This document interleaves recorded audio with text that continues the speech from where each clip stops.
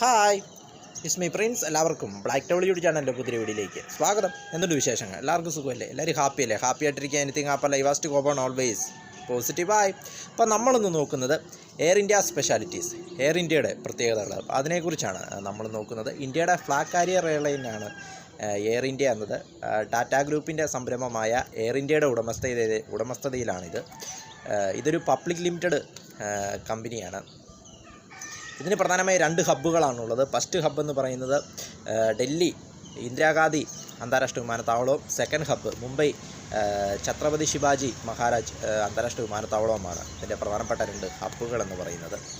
Air ഇന്ത്യയുടെ ചരിത്രം നോക്കുമ്പോൾ 1932 ഇത് സ്ഥാപിച്ചത്.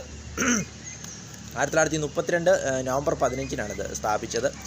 ആദ്യ വിമാനം കറാച്ചിയിൽ നിന്നും മുംബൈയിലേക്കായിരുന്നു ആദ്യ വിമാനം.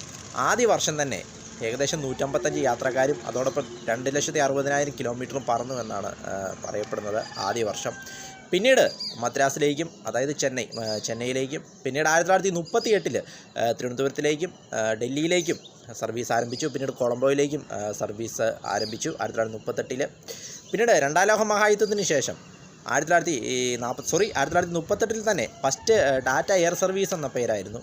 പിന്നീട് 1938 ആ പേര് മാറ്റിയിട്ട് ടാറ്റ എയർലൈൻസ് എന്ന പേര് നൽകുകയായിരുന്നു. പിന്നീട് 1946 ഇത് പബ്ലിക് ലിമിറ്റഡ് കമ്പനിയായിട്ട് മാറ്റിയുണ്ടായി 1946. 1948 കമ്പനിയുടെ 49% ഓഹരികളും ഗവൺമെൻറ് ഏറ്റെടുക്കുന്നു. 51% ഡാറ്റയുടെ കയ്യിലും 1948.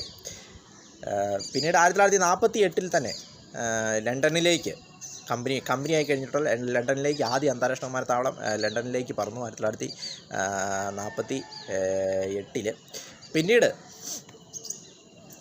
1960 ന്യൂയോർക്കിലേക്കും ആദ്യ വിമാനം പറക്കുന്നു 1960. 1962 പേര് എയർ ഇന്ത്യ എന്ന പേര് ടാറ്റ എയർലൈൻസ് എന്നത് എയർ ഇന്ത്യ എന്ന പേരിലേക്ക് മാറ്റുന്നു 1962. 2000 ചൈനയിലെ ഷാങ്ഹായിലേക്കും വിമാന സർവീസ് ആരംഭിക്കുന്നു. ഇന്ന് ഇന്ത്യയിൽ 2023 കണക്കനുസരിച്ച് ഇന്ത്യയിൽ ഏറ്റവും അധികം യാത്രക്കാർ ആശ്രയിക്കുന്ന ഒരു സർവീസിൽ 2ാം സ്ഥാനമാണ് എയർ ഇന്ത്യക്കുള്ളത്. അതും മറ്റൊരു പ്രത്യേകതയാണ്. വീഡിയോ ഇഷ്ടപ്പെട്ടാൽ ലൈക്ക് ചെയ്യുക, ഷെയർ ചെയ്യുക, കമൻറ്റ് ചെയ്യുക, സബ്സ്ക്രൈബ് ചെയ്യുക. വീണ്ടും പുതിയൊരു വീഡിയോയിൽ കാണാം. അതുവരെയും ടേക്ക് കെയർ, ബൈ.